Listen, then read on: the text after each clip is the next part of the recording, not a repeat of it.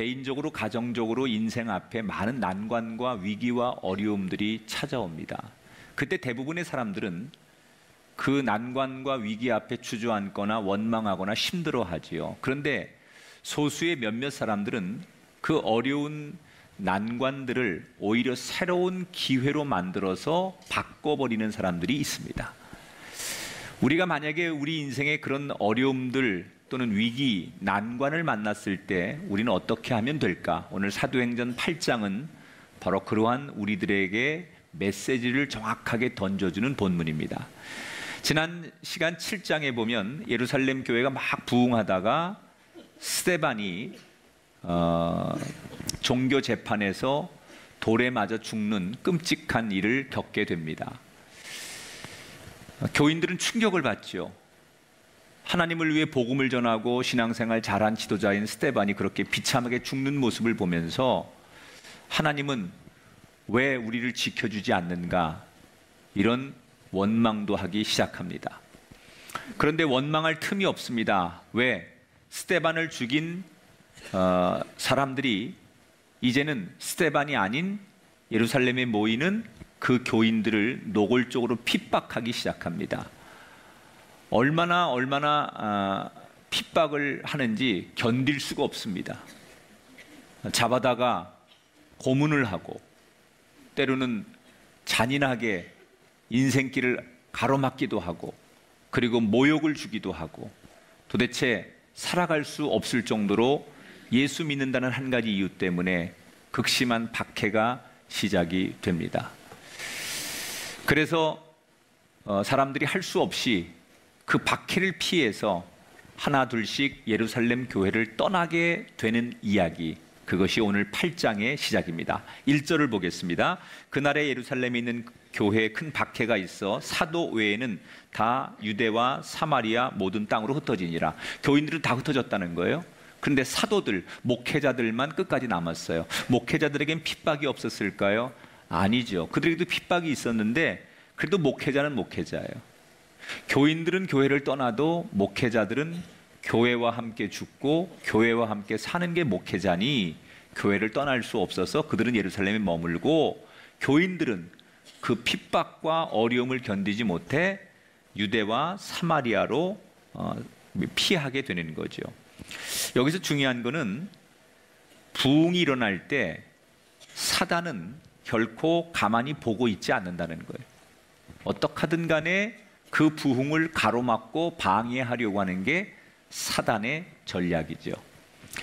자, 정든 교회를 떠나는 이 교인들의 마음이 어땠을까요? 우리 교회에도 북녘 땅이 고향인 실향민들이 있어요. 가끔 그분들과 이야기를 나누다 보면 잠시 피난 올 줄 알았는데 이렇게 영영이 돌아갈 수 없는 그런 곳이 될 줄 몰랐다.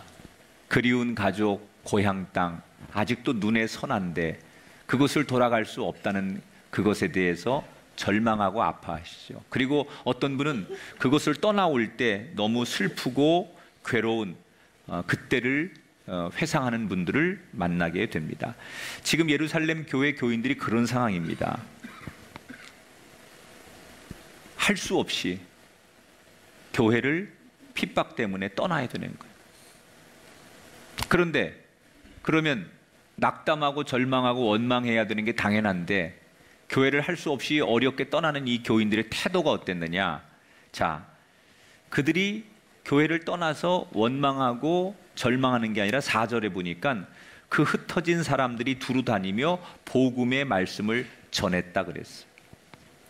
우리가 예상한 대로 낙심하고 신세한탄하고 누구를 원망한 게 아니라 뭘 했다는 거예요? 더 신앙생활 열심히 했다는 거예요. 여러분, 이들이 지금 큰 위기를 만났어요. 난관을 만났어요. 지금 가장 힘들 때예요. 근데 힘들 때 이들이 뭘 합니까? 힘들 때 더 많이 기도했고, 힘들 때 더 많이 예배했고, 힘들 때 더 많이 찬송했어요. 힘든 문제를 세상의 방법으로 해결해 보려고 하지 않고 신앙의 본질적인 것으로 해결해 보려고 노력했다는 거예요. 이것이 오늘 첫 번째 우리에게 주는 팁이에요. 난관을 만나시거든, 여러분 위기를 만나시거든, 신앙의 기본, 본질에 충실하십시오. 어떤 일이든 그렇습니다. 모든 어떤 종사하는 자기 일 가운데 어려운 문제가 생기면 기본으로 돌아가는 거예요. 처음으로 돌아가는 거예요. 기초로 돌아가는 거예요. 지금 신앙의 어려움을 만난 이 사람들이 이 어려움을 정치적인 문제로 또는 돈의 문제로, 관계의 문제로 풀지 않아요. 어려울수록, 힘들수록 난관이 찾아왔는데 그 문제를 더 본질적인 근본을 충실히 진행하면서 풀려고 애를 썼다는 거예요. 그랬더니 무슨 일이 일어나느냐, 그들에게 곧 7절 8절에 보니까 더러운 귀신들이 크게 소리를 지르며 나가고 또 많은 중풍병자와 못 걷는 사람이 나으니 그 성에 큰 기쁨이 있더라. 오히려 본질적인 일에 충실하니까 얼마 지나지 않아서 그들에게 또 다른 하나님의 기적들이 일어났다는 거예요. 여러분, 이런 인생을 뭐라고 하는 줄 아십니까? 난관을 기회로 만든 인생이라고 해요. 어떻게 이 사람들이 교회를 정말 도망치듯 떠나왔는데 다른 곳에 가서 더 이렇게 큰 일을 할 수 있었습니까? 여전히 그들은 어느 곳에 가든지 기본적인 일에 충실했기 때문이에요. 오늘이 종교개혁 500주년 기념주일인 만큼 제가 루터 이야기 하나를 들려드릴게요. 1517년 마틴 루터가 비텐베르크 성당에 95개주의 방방문을 붙입니다. 여기에 분노한 교황청이 추기경을 보내서 루터를 신문하기 시작하죠. 추기경이 추궁하면서 루터에게 너 회개해라 이렇게 요구했지만 루터는 거부합니다. 그리고 면죄부를 파는 이 당시의 천주교를 향해서 교회는 개혁돼야 된다고 저항하지요. 결국 루터는 독일 황제로부터 제국의 추방령을 받게 돼서 그는 그때부터 동료 몇 사람과 함께 도망자가 됩니다. 그런데 언제까지 도망을 다녀야 될지, 밖에 나가면 복면을 쓰고 변장을 해야 되고 집에 있을 때는 언제 자기를 잡으러 올지 모르니까 불안한 거예요. 그래서 그가 아주 신경이 예민해지고 날카로워지면서 한때는 헛것이 보이기 시작해요. 자기 앞에 악마가 나타나서 자기를 정죄하는 그런 일을 그가 경험하면서 고통스러워합니다. 이 끝나지 않을 것 같은 괴로운 시간을 어떻게 이겨낼까 루터가 오늘 생각하죠. 내가 이 지금 나에게 찾아온 이 인생의 위기를, 여기 숨어서 지내는 이 고통스러운 순간을 어떻게 이겨낼 것인가. 그래서 그가 선택한 방법이 뭐냐, 성경을 독일어로 번역하는 거였습니다. 지금 이 무료하고 두렵고 힘든 시간을 뭘 해서 이길까? 사람들에게 신세한탄하고 사람들을 만나서 다른 얘기하면서 이 두렵고 불안한 마음을 이기지 않고 성경을 번역하면서 하나님 말씀을 가까이 하면서, 다시 말하면 더 신앙적인 본질에 충실하면서 그 두려움과 그에게 찾아온 이 난관을 이겨내려고 노력했다는 거예요. 그래서 독일어로 성경이 번역되고 그러면서 이 종교개혁이 더 많이 확산됐어요. 사랑하는 여러분, 여러분에게 저는 오늘 이 말씀이 답이 되길 주의 이름으로 축복합니다. 힘드십니까? 어려우십니까? 가정과 인생과 여러분 신앙의 난관을 만나셨습니까? 그렇다면 여러분에게 더 신앙적인 본질로 돌아가십시오. 힘들수록 말씀을 가까이 하고, 힘들수록 더 많이 기도해야 되고, 힘들수록 찬송을 입에 달고 살아야 됩니다. 그래야 하나님이 그 사람에게 힘도 주시고 문제도 해결해 주시지. 힘들다고 기도를 멈추고, 힘들다고 말씀이 아닌 세상 사람들의 이야기를 듣고, 힘들다고 기도가 아닌 오히려 세상을 의지하는 사람은 그 문제가 악순환이 되어서 더더욱 고통을 주지만, 힘들수록 위기가 올수록 본질로 돌아가는 사람에게 하나님은 길을 열어 주실 줄 믿습니다. 자, 이렇게 예루살렘 교회를 할 수 없이 떠난 교인들이 곳곳에 흩어져서 전도를 하기 시작해요. 그 중에 7명의 지도자 가운데 한 사람이었던 빌립이라고 하는 사람이 몇몇 사람과 함께 어디로 피신을 하느냐? 사마리아로 피신을 합니다. 그리고 그곳에 가서 예배를 드리고 사람들에게 복음을 전하고 예수님을 전했는데 웬일입니까? 사마리아 사람들이 기다렸다는 듯이 빌립이 전한 복음을 듣고 막 교회로 몰려들기 시작하는 거예요. 그래서 빌립이 임시로 교회를 세워서 개척을 했는데 거기가 막 요즘 말로 엄청나게 부흥이 되는 거예요. 그러니까 이 소식을 들은 예루살렘에 남아있는 사도들이, 베드로와 요한이 평신도 가운데 한 명이 자기 교인이 저 사마리아에 가서 교회를 조그맣게 개척했는데 이 교회가 엄청나게 부흥한다는 얘기를 듣고 베드로와 요한이 그 빌립도 격려할 겸 축복해 줄 겸 그 사마리아 교회를 방문하게 돼요. 사실은 예루살렘에 있는 사도들이 이 사마리아 빌립이 지금 개척한 교회가 부흥한다는 얘기를 듣고 놀랬거든요. 두 가지 면에서 놀라는 거예요. 첫째, 목회자도 아닌 평신도가 그렇게 교회를 부흥했다는 거에 놀랬을 것이고, 두 번째는 어떻게 사마리아라는 곳이 부흥할 수 있을까? 여러분, 사마리아는 유대인들이 같은 동족인데 유대인들이 정말 무시하는 땅. 사마리아 사람들은 아주 그 차별하는 사람들 중에 대표적인 사람들이에요. 심지어 이런 얘기가 있어요. 개하고 사마리아 사람하고 있으면 개를 선택하지 사마리아 사람을 선택하지 않을 만큼 같은 민족끼리도 그렇게 지역적인 차별성을 두고 편견을 가지고 보던 사람들이 사마리아 사람들이에요. 그런데 그렇게 하나님도 버렸다라고 생각하는 그 사마리아 땅에 부흥이 일어났다고 하니까 너무나 이 사도들이 놀라는 거예요. 왜 유대인들은 그렇게 같은 동족인 사마리아를 그렇게 편견하고 미워했을까? 이유가 있습니다. 역사를 거슬러 올라가면 아수르와 이스라엘이 전쟁을 할 때가 있었어요. 그때 아수르에게 전쟁에서 이스라엘이 집니다. 그래서 아수르의 왕이 사마리아 땅에다가 자기네 민족을 비롯한 이방 민족들을 잔뜩 들여보내요. 그래가지고 거기에 일종의 자기들의 문화, 자기들의 종족의 씨를 퍼뜨립니다. 그러다 보니까 사마리아에 살고 있는 유대인들이 아수르라고 하는 이방 사람들과 결혼을 하면서 소위 혼혈족이 많이 태어나는 거예요.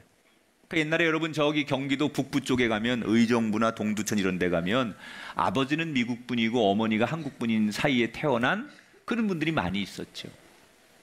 그러니까 외모가 딱 혼혈인데 한국말 하면 그거에 대해서 사람들이 약간 그런 눈으로 보듯이 그 당시에 사마리아는 그런 사람들이 많이 살던 곳이 역사적으로.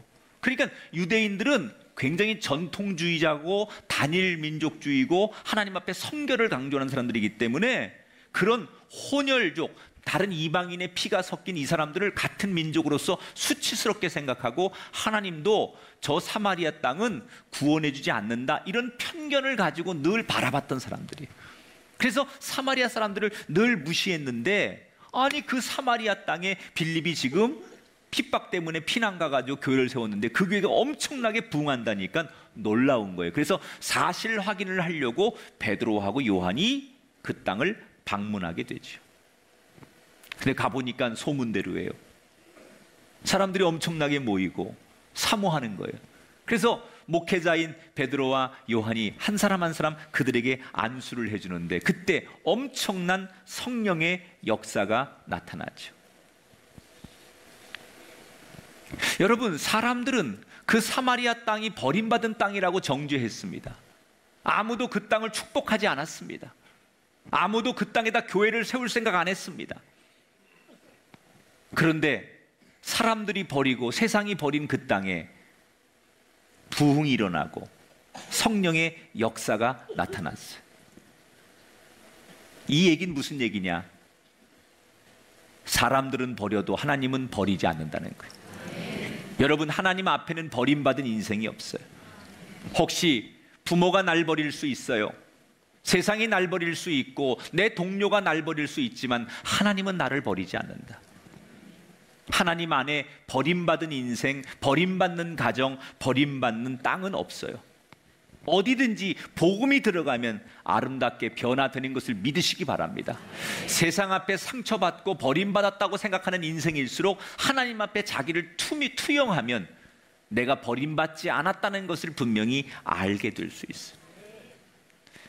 자, 교회를 계속해서 전도하고 말씀을 가르치고 예배하고 사마리아 교회를 그렇게 잘 목회를 하고 있는데 어느 날 하나님께서 갑자기 빌립에게 뜬금없이 이런 말씀을 하시는 거예요. 26절을 같이 읽어볼게요. 시작. 일어나서 남쪽으로 향하여 예루살렘에서 가사로 내려가는 길까지 가라. 자, 지금 사마리아는 저 북쪽에 있어요. 지도를 보면. 그런데 지금 하나님이 이 빌립에게 가라고 하는 가사는 저 남쪽으로 한참 내려가야 돼. 반대로. 지금 있는 사마리아에서 완전히 반대로 가요. 그런데 하나님이 가라고 말하는 그 가사는 어떤 곳이냐면 광야예요. 광야. 사막. 사람도 없고 건물도 없고 아무것도 없는 사막으로 가라는 거예요.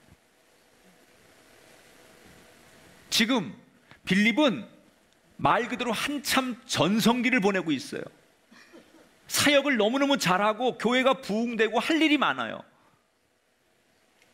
그런데 하나님이 느닷없이 그 모든 것 다 멈추고 당장 저 블레셋 광야로 가라는 거예요. 여러분, 여기서 우리는 굉장히 갈등하죠. 모든 신앙인들이. 지금 내가 한참 사업이 잘 되고 또는 행복하고 지금 아무 문제 없고 내 계획대로 모든 일이 술술 잘 풀리고 있는데 오늘 하나님께서 나에게 새로운 땅으로 가라고 하든지 그것을 내려놓으라고 말씀할 때 우리는 갈등할 수밖에 없어요. 내 자녀들이 잘 크고 있고 지금 우리 가정에 아무 문제 없이 너무 행복하고 은혜 받고 있는데 오늘 하나님께서 그 모든 걸 내려놔라라고 할 때 우리는 갈등할 수밖에 없죠. 왜? 우리는 항상 효율성을 생각하거든요. 아니, 지금 이 많은 사람들을 놔두고 나한테 그 광야 아무도 없는 곳에 가서 뭘 하라는 겁니까?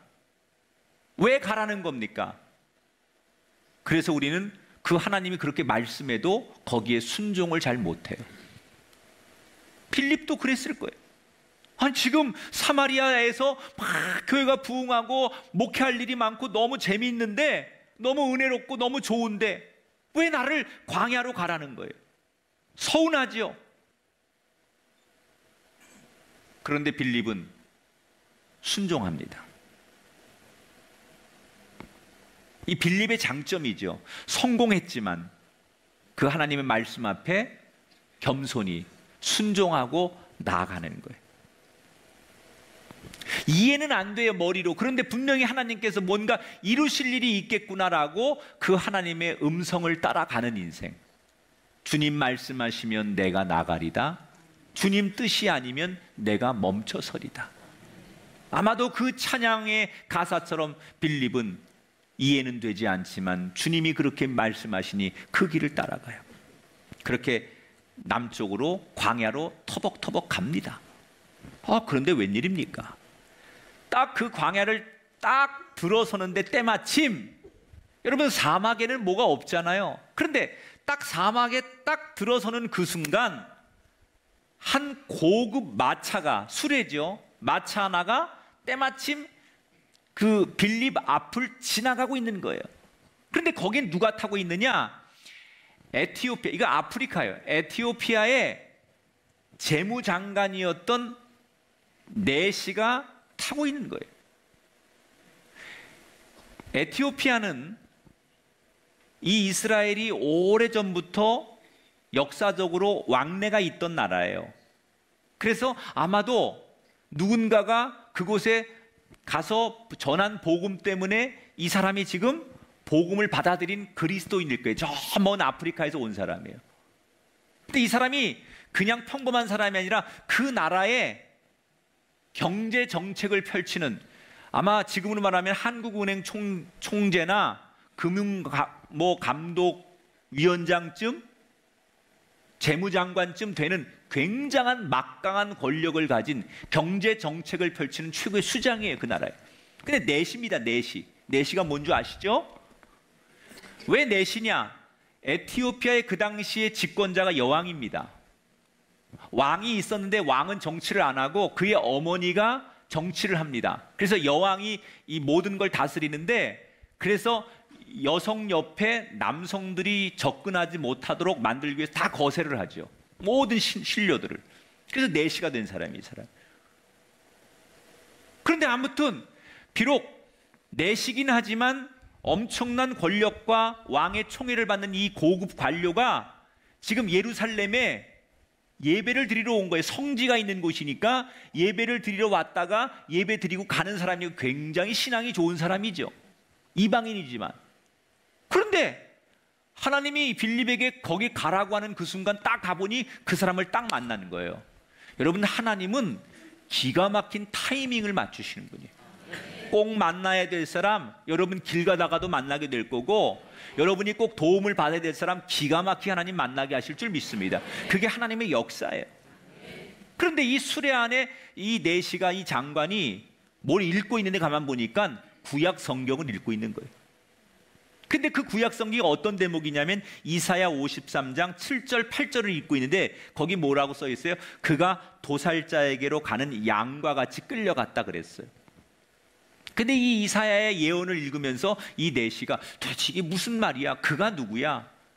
여기서 예언하는 그라는 분이 누구야? 이러고 막 고민을 하고 있는데 빌립이 그걸 이렇게 보면서 당신 이게 무슨 뜻인 줄 알고 이 성경 읽는 거냐고 물었더니 이 내시가 누가 가르쳐주지 않아가지고 이 말씀을 읽으면서 그렇지 않아도 잘 모르고 있었는데 당신 혹시 이 말씀 좀 가르쳐줄 수 있냐고 빌립을 자기 마차에 태워서 같이 성경 공부를 하는 거예요. 무슨 얘기를 하면 좀 놀래고 그래봐요. 이렇게 재밌는 얘기를 듣고 이렇게 기가 막힌 얘기를 듣고도 여러분들의 표정은 그래서 이렇게 하면 어떡해? 기가 막히지 않습니까? 여러분 너무 여러분 소름 돋지 않습니까?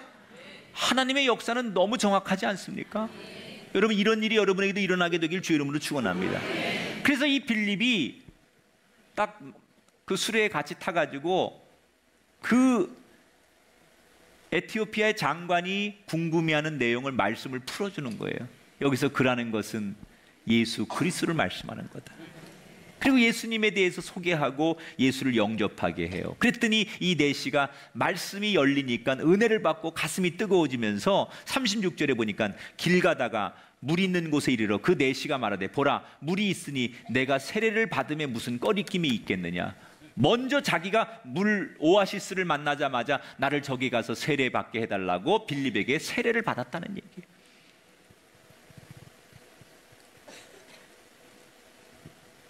여러분 한 인생을 설득하고 변화시키는데 빌립은 뭘로 합니까? 말씀이 주목이었어요. 궁금함, 인생의 갈증을 뭘로 풀어줘요? 철학으로 풀거나 뉴스로 풀거나 여러분 사람들의 다수결의 의견으로 풀지 않아요. 말씀으로 풀었어요. 여러분 인생의 문제가 말씀으로 풀려지게 되길 바랍니다. 여러분의 미래가 말씀으로 풀려지게 되길 바랍니다. 자녀의 여러분의 인생의 문제, 건강의 문제, 경제의 문제, 말씀 안에 문제가 풀려지게 되고 말씀으로 해결되고 말씀 안에 답이 있게 되길 주의 이름으로 축원합니다.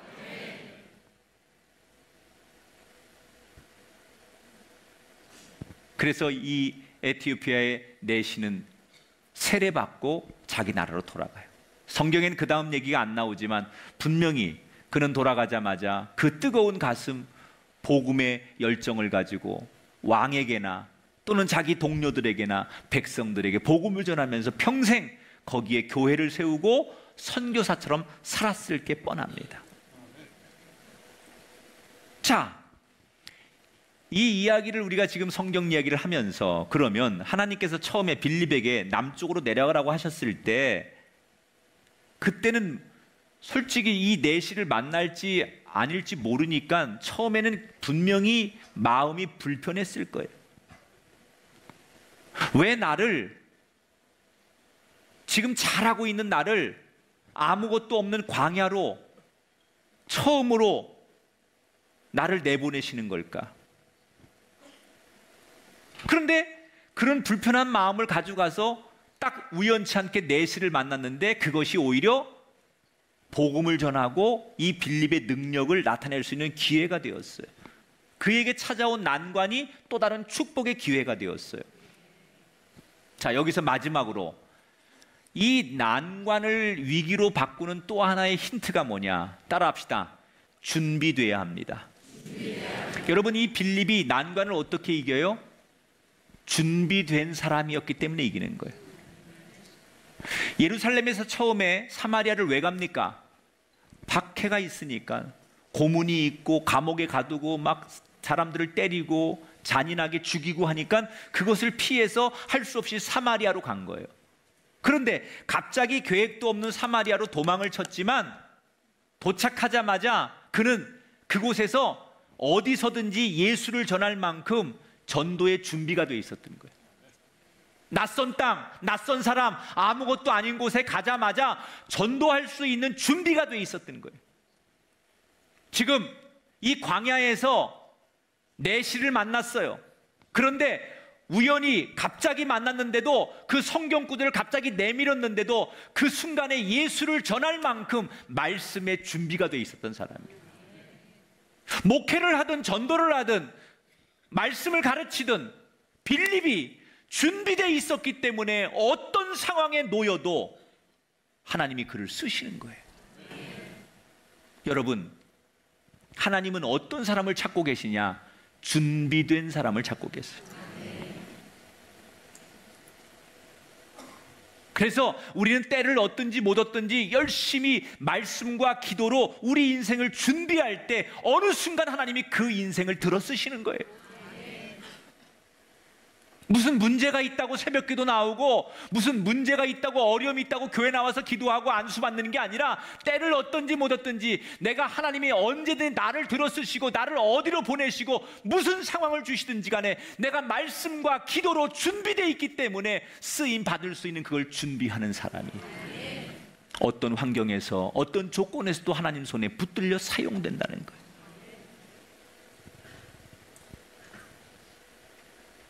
여러분, 그리스도인에게 최고의 복은 말씀이 준비되어 있고 기도가 준비되어 있고 복음을 전하는 것이 준비되어 있어야 돼. 그래야 하나님이 그 상황에서 당신을 쓰신다는 거예요. 지금 예루살렘 교인들은 자기들이 원하는 길을 걷는 게 아니에요. 예루살렘에서 사마리아로, 사마리아에서 블레셋으로 옮겨진 이 과정은 자기의 뜻과는 상관없어요. 새로운 환경으로 도망 다니고 피난 다닐 때마다 그들은 불안할 수밖에 없었지만 그 어려운 난관을, 어려운 위기를 그때마다 그들은 축복의 기회로 만들어냈어요. 세 가지. 본질에 충실해라. 교회는 본질에 충실해야 돼. 뭘 이렇게 회의하고 이렇게 의회를 만들고 이렇게 절차를 만들고 그걸 얘기한 게 아니에요. 루터는 우리가 다 말씀으로 돌아가고 믿음으로 돌아가고 오직 은혜로 돌아가야 된다. 본질로 돌아가라는 거예요. 여러분, 신앙은 말씀이 중요한 거예요. 기도하는 게 중요한 거예요. 힘들면 다시 기도하는 자리로, 예배하는 자리로, 말씀이 있는 자리로 나오시기를 축복합니다. 너무 겉모습, 이 시몬처럼 본질은 생각하지 않고 예수님이 누군지에 대한 관심은 없고 사람들이 몇 명 모이고 누가 더 유명하고 누가 선교회 회장을 하고 누가 직분이 올라가는지 그런 거에 관심 갖는 그런 신앙이 아니라 예수님은 누구신가? 하나님은 누구신가? 구원은 있는가? 이런 본질적인 문제, 겉모습에 현혹되는 우리가 아니라 본질로 다가가십시오. 그리고 준비하십시오. 어느 때든지 하나님이 나를 들어 쓰시도록 준비된 사람이 되셔서 여러분 앞에 닥친 위기가, 난관이 다른 사람에게는 절망이지만 여러분에게는 희망이 되시도록 준비된 인생으로 살아가는 우리 모두가 되기를 성부와 성자와 성령의 이름으로 축원합니다.